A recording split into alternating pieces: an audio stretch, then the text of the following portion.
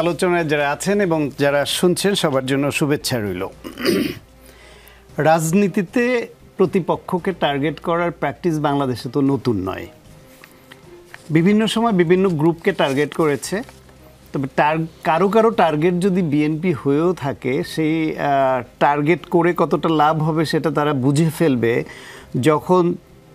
যদি রাজনীতি তারা পর্যবেক্ষণ করে অথবা প্রত্যক্ষভাবে জড়িত থাকে। তাহলে দেখবে যে 16 বছর আওয়ামী লীগ এবং তার আগের 2 বছর 111 সরকার সর্বতোভাবে এই দলটিকে ভাঙার চেষ্টা করা, নেতৃত্ব শূন্য করা, প্রধান নেতৃত্বকে দেশের বাইরে যেতে বাধ্য করা বা জেলে পাঠানো, এই সব করেও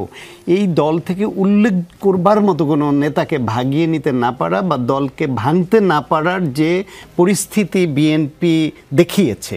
এবং তারা তাদের ঐক্য অনড় রেখে যে রাজনীতিটা করে গেছে, তারা গুম খুম হত্যা হামলা মামলার মুখে যে ফ্যাসিবাদের বিরুদ্ধে লড়াই সংগ্রামটা চালিয়ে গেছে এবং উত্তর তাদের সমর্থন এবং শক্তি বৃদ্ধি পেয়েছে, সেটা দ্বারা তো স্পষ্ট হয় যে হাসিনার মতো একটা ভয়াবহ খুনি ফ্যাসিবাদ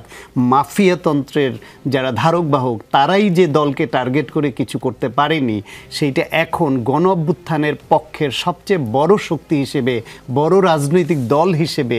বিএনপি অবস্থান করবার পরেও, বাংলাদেশের উন্নত